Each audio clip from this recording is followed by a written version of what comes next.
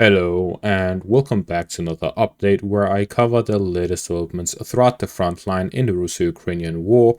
It is your host, Weeb Union, and in this one we start out in the direction of Vuhledar, where we see that the Russians have managed to capture coal mine number 1 here to the northeast of Vuhledar, as well as the small areas just south of it. This has secured the eastern and northeastern parts of Vuhledar in favor of the Russians. They've also connected their positions in the first coal mine with their capture of Vodiane, which was geolocated with this footage here showing the Russian full capture of Vodiane in the northwestern outskirts of the village. At the same time, there's this geolocated footage of the Russian capture of the coal mine. So we see that the Russians have secured their positions northeast of Vuhledar, securing the flank and hitting the supply roads connected from the northeast. There is the second supply road just northwest of the current Russian positions, which they will likely continue to fight against to gain full control of and physically cut off the northern roads from Vuhledar. This would significantly limit the supplies and operationally encircle the city. Further north in the direction of Kostyantynivka, the Russians have started attacking to the west of the town in the direction of Heorhiivka. So we see that the Russians are starting offensive operations west of the town, following an operational pause which took place following the capture of it. This also means that the Russians have secured the town itself, cleared it for any Ukrainian remnants or any of their positions within the town, which could have remained if the Russians took this quickly. It has also allowed the Russian troops to rest before continuing the operations. Further north in the direction of Pobjeda, additional fights are also taking place, where the Russians are storming the Ukrainian fortified positions northwest of the village. We see this footage here of fighting in the direction of Pobjeda, and this actually shows really well the sort of fighting that takes place when the Russians storm these fortified positions. There's an armored convoy of Russian vehicles moving in the direction of the fortified position. The armored vehicles move in a single file line, but with a far enough distance that a single shot cannot hit two vehicles. This has allowed the Russians, together with the smoke created from the first vehicle, to provide some cover and prevent targeting systems from working directly. At the same time, there are artillery shells hitting the forest lines to hit any Ukrainian positions that may be present within them. They then move through these forest lines towards their positions. During this assault, there is constant shelling from both sides. The Russians shelling expected Ukrainian positions and the Ukrainians shelling towards the Russian vehicles. We also see that a lot of these shells are missing. This is due to the high speed of the Russian vehicles and the unpredictable nature of the driving. At the same time, we see that it may be due to the lack of sophisticated equipment and general training for the Ukrainian soldiers shooting towards the Russian vehicles. Drive up to these forest lines where they drop off the infantry that then take up positions within the forest lines to prepare for any further offensive operations. We see heavy fighting taking place in the direction of Pobjeda, and the Russians are attempting to advance with their armored vehicles, dropping off infantry, taking up positions in the forest lines, and storming the Ukrainian positions in this direction. In the direction of Krasnohorivka, the Russians have managed to capture the final part of the city, showing that the Russians now have 100% control over Krasnohorivka. It also shows that the Russians are now very close to the town of Oleksandropil, which is a large flank from the positions the Ukrainians have between Krasnohorivka and Maximilianivka.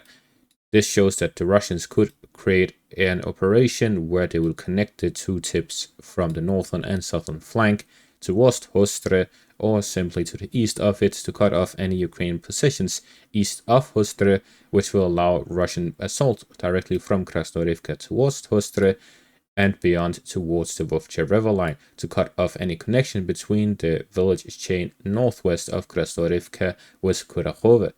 So we see that the current positions of the Ukrainians is very difficult due to the Russian full control over Krasnohorivka here to the north. There's also this crossing here between the Russian positions and the Ukrainian positions north of the reservoir, or the Russians could also cross over here through the main road from Krasnohorivka towards Shelane Druhe. So we see that generally the Russian positions here by Krasnoyarivka can be used as a springboard for further offensive operations, similar to how Avdiivka was used to launch the Pokrovsk offensive. So we see that the current situation within the Krasnoyarivka section of the front line, also named the Kurakhove section of the front line by Siversk himself, is very difficult for the Ukrainians, as they could simply close the lid for this pocket, which the Ukrainians have reportedly withdrawn from, but also, according to other reports, they are still present within it in large numbers. Which case is true, I'm not sure, but considering the Russians have yet to advance, it could be that the Ukrainians are still present within the pocket and are not withdrawing from it. This could lead to a large encirclement of Ukrainian troops in this section of the front line. We'll have to see for further updates to see exactly what is going on within this direction, but if the Russians have just captured the entirety of Krasnoyarivka and the Ukrainians are still present within the pocket, the situation is very critical for the Ukrainians fighting in this section of the front line. In the direction of Heorhiivka, the Russians have restarted offensive operations after another operational pause in the direction of Heorhiivka. They have cleared the town completely from any Ukrainian positions and are now fighting in the direction of Lysivka. The objective of the Russian operations here is to gain a foothold in Lysivka and gain full control over the final line of defense between the Russian positions and Pokrovsk, as well as cross over the Heorhiivka direction and gain full control over the remaining parts of the fortified line. This is to gain a foothold within Mirnorod and start the attack on Pokrovsk itself. It will also allow us for a flanking maneuver on Selidovo, cutting off the supplies and connection between Pokrovsk and Selidovo and putting heavy pressure on the city. The Russians are now fighting heavily over Selidovo and are fighting in the direction of fortified positions, showing that the frontline operations of the Russians and the Pokrovsk offensive has not stopped. There was an operational pause following the capture of Heorhiivka to secure their control of it, and due to the Ukrainian counterattack and reinforcements arriving to stabilize the front, the Russians are now initiating a new stage of the offensive operations to continue their offensive. They are also expanding the offensive operations by pushing further west of Krasnoyarivka in the direction of Vuhledar, Kostyantynivka, and Vuhledar. In the southern flank of Chasiv Yar, it is reported that the Ukrainians have started withdrawing from the southwest of Heorhiivka. This will lead to full Russian control over the eastern bank of the canal from Heorhiivka down south to the west of Klishivka. This will also lead to Russian capture of the west of Heorhiivka along the canal line and full control of the Russians of the eastern bank of the canal line in the southern flank of Chasiv Yar. This will lead to offensive operations by the Russians across the canal towards the Pushki, Predichina, and other towns and villages in the northern flank of Toretsk, east of Kostyantynivka, or south of Chasiv Yar, depending on which direction they will go from that position. The Russian Ministry of Defense claims full control over Heorhiivka, however, there has been no evidence so far of this capture. In the direction of Heorhiivka, there is a small advance by the Russians geolocated with this footage here, as the Russians continue fighting over the heights north of Heorhiivka and towards the border area between Luhansk and Donetsk. In the direction of Makiivka, the Russians have advanced both to the southeast of the town and on the western bank of the Siversk River, where they're expanding their zone of control and foothold here across the Siversk River line. The Russians are here looking to gain full control over Makiivka, securing a foothold across and a base where they can launch further offensive operations across the river line all along the eastern bank of it down south towards Nevsky, flanking Ukrainian positions in the forest lines and fields to the east of it.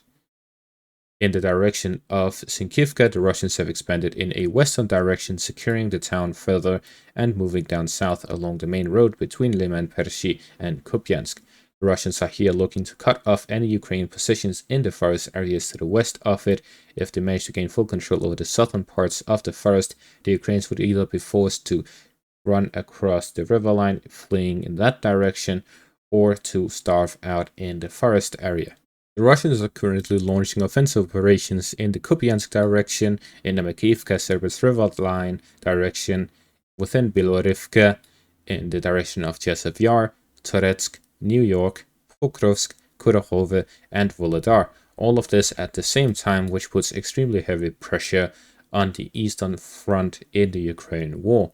Meanwhile, the Ukrainians continue their Kursk offensive, where they've managed to cross over the river line north of Matvivka and secured positions here on the northern bank in the direction of Vetreno.